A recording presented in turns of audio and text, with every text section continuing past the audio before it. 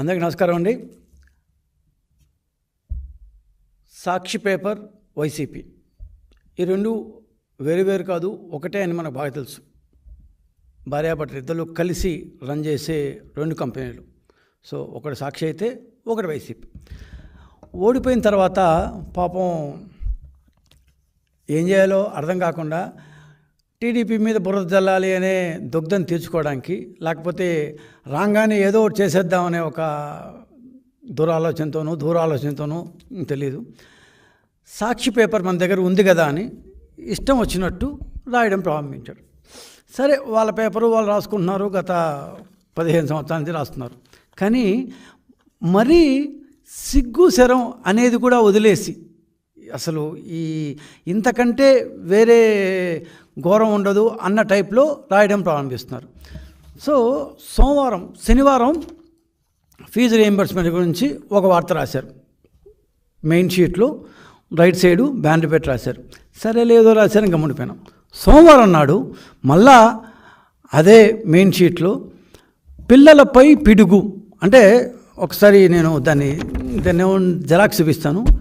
పిల్లలపై పిడుగు అని ఏంది అంటే, తెలుగుదేశం ప్రభుత్వం ఫీజు రీయింబర్స్మెంట్ కట్టడం లేదు, మొత్తం ఆపేస్తోంది.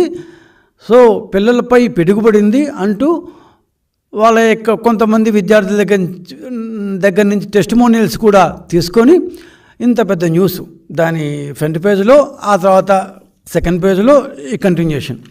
చూసే వాళ్ళకి ఏమనుకుంటారంటే, అబ్బా ఈ టీడీపీ ప్రభుత్వం ఏదో ఫీజులు కట్టడం లేదు, ఫీజు రీయింబర్స్మెంట్ ఎంత లెవెల్లో, ఎంత క్రూరంగా, ఎంత అసహ్యంగా ఎట్లా రాస్తారు అంటే, మా ప్రభుత్వం వచ్చి ఇంకా ఐ థింక్ ఇది 1వ తేదీ వచ్చింది అనుకుంటా. సోమవారం నాటికి కరెక్ట్గా 19 రోజులు అయింది. సో 19 రోజుల్లో ఇంకా మంత్రుల ప్రమాణ స్వీకారం అయ్యి కరెక్ట్గా 2 రోజులు అసెంబ్లీ అయ్యి జస్ట్ గడిచింది. ఇంతవరకు కాలు చేయగల ఎక్కడ ఏముందో కూడా తెలుసుకోలేము. అంత ఘోరంగా ఇల్లంతా చదువు చేసి పెట్టిపోయారు. మీరేమన్నా ఇంటిని బాగా మాకు అప్పగించిపోయి ఉంటే పక్క రోజు నుంచి ఇచ్చేయని ఉండొచ్చు. సరే, ఏంది ఇది అని చూస్తే ఫీజు రీయింబర్స్మెంటు టీడీపీ ప్రభుత్వం కట్టట్లేదు అని పెద్ద హెడ్డింగ్ వేసావు. జగన్మోహన్ రెడ్డి గారు, బాగుంది, మీరు చెప్పేశారో లేకపోతే ఆ పత్రిక ఒక ఎడిటర్ అంటూ ఉన్నారో లేదో, ఆ ఎడిటరు కనీసం ఏమంటారు హెడ్లైన్స్ వేసేటప్పుడు ఆలోచించరో, తప్పుడు రాతలు రాస్తున్నాం కదా, తప్పు కదా, ఇది మనలాంటి పేపర్లో ఇది వేయకూడదు కదా. అంటే మీ పేపర్కి మీరే వాల్యూ ఇచ్చుకోకపోతే ఇంకెవరేం చేయలేరు అనుకోండి. సో ఆ మాత్రం ఆ ఎడిటరో లేకపోతే మేనేజింగ్ డైరెక్టరో ఇంకెవరో ఆలోచించరా? కనీసం సిగ్గు అనేది ఉండదా? మనం తప్పు రాస్తామని ఫీల్ ఉండదా? ఏమాత్రం నిజాయితీ ఇట్లాంటివి ఉండదు అసలు మీకు. ఎందుకింత కట్టును ఆపేసిందేమో అనుకునే దీనికి వస్తారు కదా, అది అబద్ధం కదా. అట్లా అబద్ధాలు మీ దీంట్లో రాయకూడదు కదా. అయినా సిగ్గుసరం లేకుండా మీరు రాస్తున్నప్పుడు మేము ఏం చేస్తామని చెప్పండి. అందుకే మైక్ ముందుకు రావాల్సి వచ్చింది. లేకపోతే ఒక పత్రికలో రాసిన వార్తను గురించి ఇంత పెద్ద అయితే మేము మాట్లాడాల్సిన అవసరం లేదు. కానీ మేము జవాబు చెప్పలేకపోతే ప్రజలకు సరైన సమాచారం చేరదు అనే కారణంతోనే ఈరోజు ఇలా మాట్లాడాల్సి వచ్చింది.